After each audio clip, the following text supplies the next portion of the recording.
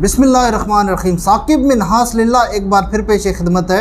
अच्छा, 2 दिन से ना बड़ी सोशल मीडिया पे कुछ खबरें गर्दिश कर रही हैं कि बैरिया टाउन डिफ़ॉल्ट होने जा रहा है। अगले 24 घंटे में बैरिया टाउन ये डिक्लेयर कर देगा कि हम डिफ़ॉल्ट हो चुके हैं, दिवालिया निकल चुका है। तो आइए आज ज़रा बैरिया टाउन के हवाले से बात कर लेते हैं। अच्छा, इसमें कुछ हमारी अपनी रिसर्चेस भी हैं और एक बड़े सीनियर साफ़ी हैं वसीम अब्बासी साहब, उन्होंने भी कुछ क्रक्स निकाले हैं बैरिया टाउन के हवाले से। तो अभी वसीम अब्बासी साहब का कहना ये है कि जब ये दोबारा सुप्रीम कोर्ट में ये केस ओपन हुआ है बैरिया टाउन का, चल तो 2 साल तकरीबन 3 साल से रहा था, दोबारा जब री ओपन हुआ है और एक्टिव हुआ है तो इसमें अभी जो 460 अरब रुपए मलक रियाज साहब ने अदा करने थे एक स्क्रूटनी की मद में, जिससे वो अभी अदा नहीं कर रहे, तो ये जस्ट उनका एक वो अमाउंट एग्जेम्प्ट कराने का एक बहाना है। और इसके अलावा इसके पास कोई चांस नहीं है, कोई और ज़रिया नहीं है कि ख़ुद को डिफ़ॉल्ट साबित कर देते हैं, डिफ़ॉल्ट डिक्लेयर कर देते हैं तो इस अमाउंट से हम बच जाएंगे। तो वसीम अब्बासी साहब ये कह रहे हैं। इसके अलावा एक और सीनियर साफ़ी मोहम्मद इस्माइल ख़ान साहब, जिनका तल्लुक़ पेशावर से है, उन्होंने भी आज अपने ट्विटर पे एक ट्वीट किया है कि apparently Malik Riaz has changed sides and provided critical evidence to fulfill the gaps in the missing link between Farah Gogi and her friend, मतलब हर फ्रेंड बुशरा बीबी। तो अगर तो ये बात देखे एक हद तक दुरुस्त है तो काफ़ी ब्रेक थ्रू होने वाला है, क्योंकि इससे पहले भी अगर हम देखें तो 190 मिलियन पाउंड वाला मामला और 5 कैरेट हीरे की अंगूठी वाला मामला, तो कहीं ना कहीं ये सारे ताने बाने जाके बुशरा बीबी से मिल रहे हैं। लेकिन ये अब हमारे जो है सहाफ़ी हजरात, उनका यही कहना है। अभी अगर हम मज़ीद इस बात को रोशनी डालें तो मलक रियाज साहब इस वक्त पाकिस्तान से मूव हो चुके हैं और दुबई चले गए हैं। अच्छा, इसमें से पहले ना जब PTI की हुकूमत थी इमरान खान साहब की, तो उस वक्त मलक रियाज साहब को इस चीज़ पे आमादा करने की बड़ी कोशिश की गई थी कि आसिफ अली जरदारी साहब के ख़िलाफ़ आप जो है ना गवाह बन जाएं, लेकिन मलक रियाज साहब ने बड़ा सख्त तौर पर इसका इनकार किया था कि मैं एक आसिफ जरदारी साहब मेरे पुराने दोस्त हैं और मैं उनके ख़िलाफ़ कतन कभी भी गवाह नहीं बनूँगा।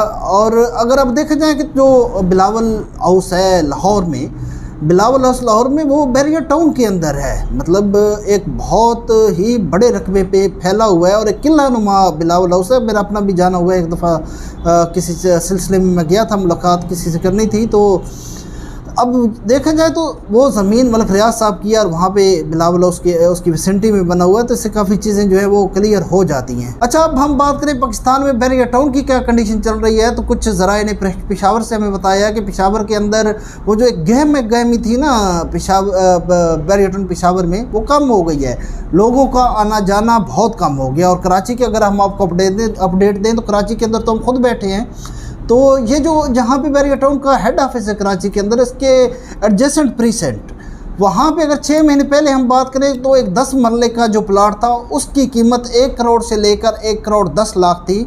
लेकिन जब से ये मामला शुरू हुए तो एकदम से क्रैश होकर 70 लाख पे आ चुकी है।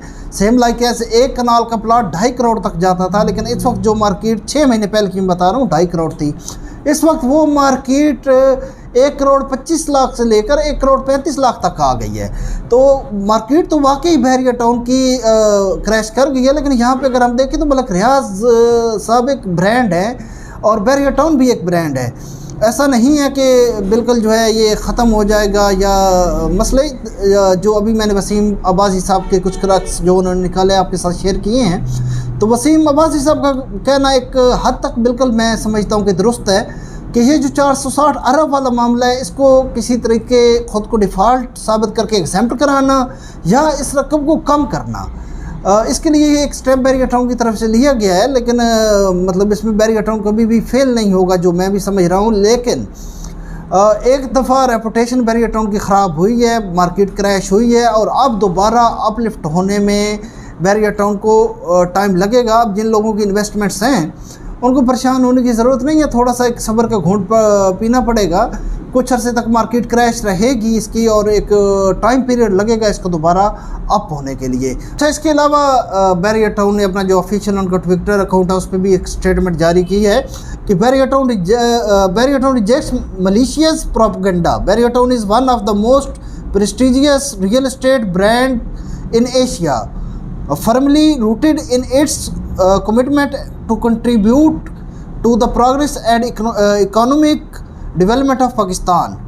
Despite facing malicious campaign and unwanted criticism from a misguided faction of the media, we persist in our dedication to serving the nation and delivering world-class projects. Through past challenges, we have weathered adversity, and our resolve and uplift Pakistan remains unwavering. Inshallah this commitment will be endure. अच्छा, ये जो statement है ना, इसमें कोई वाजिया जो है ना डिफ़ॉल्ट होने का उन्होंने डिक्लेयर नहीं किया। जस्ट इतना कहा कि हम जिस तरह पहले काम करते आए हैं और पहले आपको क्लाइंट्स को मतलब डिलीवर करते आए हैं, उसी तरह हम काम करते रहेंगे।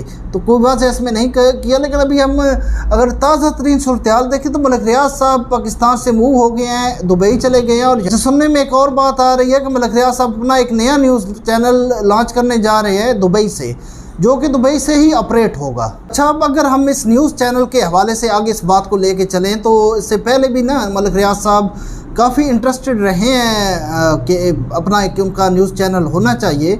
उस पर आगे चल के हम रोशनी डालते हैं। लेकिन पहले जो अभी न्यूज़ चैनल ये दुबई से लॉन्च करने जा रहे हैं, इसमें दुनिया न्यूज़ के senior anchor person Kamran Khan को भी इस प्रोजेक्ट के साथ जोड़ा जा रहा है। इसके अलावा भी ये न्यूज़ सुनने में आ रही है कि जो साफ़ी माजी के अंदर क्लोज़ रहे हैं मलिक रियाज साहब को, उनको भी ऑफ़र्स जा रही हैं, ऑफ़र गई हैं और जाएंगी आगे। और इसके अलावा तुर्की का एक चैनल है TRT, उसके भी कुछ लोगों को हायर किया जा रहा है इस चैनल के लिए। और अब अगर इससे पहले की हम बात करें तो मलिक रियाज साहब एक जिना के नाम से न्यूज़ चैनल लॉन्च करना चाह रहे थे, जो कि फिर ना हो सका, किसी वजह से रह गया। और एक्सप्रेस न्यूज़ जो कि एक बड़ा चैनल है, उसको ख़रीदने की कोशिश भी की गई और काफ़ी मामला तकरीबन डील फाइनल होने वाली थी। इंटरनल ऑडिट हो चुके थे और इत्तला के मुताबिक इनकी फैमिली जो कराची में हेड ऑफिस है एक्सप्रेस न्यूज़ का, वो भी विज़िट कर लिया था और कुछ ऑपरेशनल मामलात भी संभालना शुरू कर दिए थे। लेकिन जैसे ही हुकूमतें चेंज हुई, मामलात मुल्क के थोड़े से गड़बड़ हुए, तो वो डील भी वहीं की वहीं रह गई। और फिर फर्दर एक आप न्यूज़ चैनल है आप के नाम से, उसको भी ख़रीदने की कोशिश की गई, लेकिन किसी वजह से वो भी डील कंप्लीट ना हो पाई। तो अब मलिक रियाज साहब एक अलग चैनल, अपना न्यूज़ चैनल लॉन्च करने जा रहे हैं। मज़ीद इस तरह की अपडेट हासिल करने के लिए, हमसे जुड़ा रहने के लिए चैनल को सब्सक्राइब करें, ताकि आप तक नई अपडेट प्रॉपर्टी के रिलेटेड पहुँचती रहें। इंशाल्लाह मिलते हैं नेक्स्ट वीडियो में, तब तक के लिए अल्लाह हाफ़िज़।